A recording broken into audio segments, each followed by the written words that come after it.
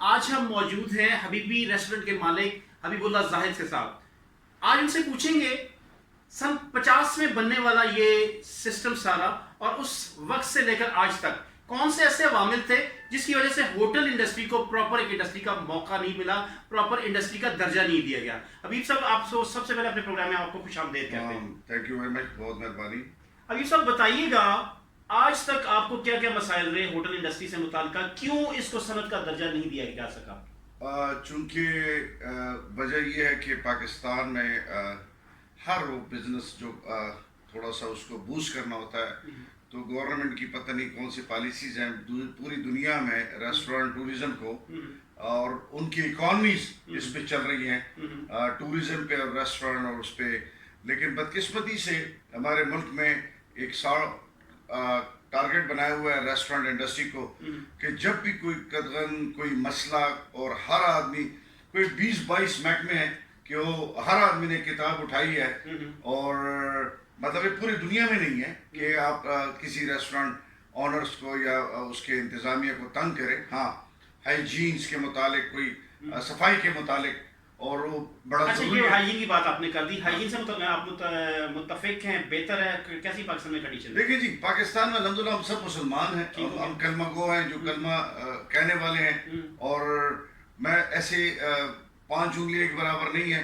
لیکن الحمدللہ ہمارے رزق میں ریسٹورنٹ انڈسٹری میں as a president Pakistan hotel restaurant association آج تک میں نے اس بندے کی سروائیول نہیں دیکھی کہ اس نے کوئی منافقت کی ہو, کوئی اپنے رزق میں کوئی غلط چیز دی ہو, ملاوٹ کی ہے, تو کاروبار آگے نہیں بڑھا. حبیب صاحب آپ میری بات نہیں سمجھے, میرے کہنے کا یہ مقصد ہے کہ آپ نے باہر کی مثال دی, آپ نے دوسری جگہوں کی مثال دی. دوسری جگہوں میں اگر ایک ہوٹل میں ایک مکھی بھی نظر آ جاتی ہے, کسی قسم کے ان ہائیجینک کنڈیشن ہوتی ہے یا کارسینوجینک کسی قسم کے بیکٹیریا کی ہزاروں کوالٹیز, اگر وہ نہیں آتی تو ہوٹل سیل ہو جاتے ہیں. سر ایک بندے کی اس پہ کیا کہتے ہیں؟ سر جی, آپ دنیا کو, امریکہ یورپ کو اپنے آپ سے نہ ملوائیں.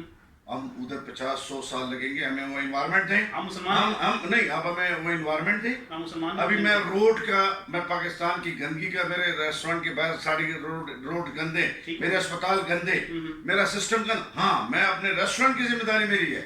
انفارچونیٹلی یا آپ میں کہہ سکتا ہوں حسن اتفاق, وہاں مجھے ایک بار مکھیاں نظر آئیں, اور وجہ وہی تھی جو آپ کے جو TMA یا متعلقہ ادارے ہیں ان کی طرف سے وہ ڈسٹ بنس کو صاف نہیں کیا گیا.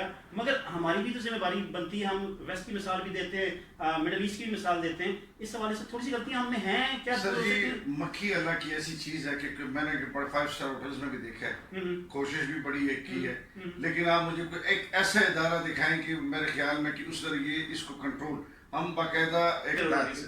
ناظرین, حبیب صاحب سے بہت اچھی باتیں ہوئیں اور ان کے مسائل بھی سامنے آئے, اور بیوروکریسی اور ان کا جو رابطہ تھا اس کے حوالے سے بھی بہت اہم باتیں سامنے آئیں.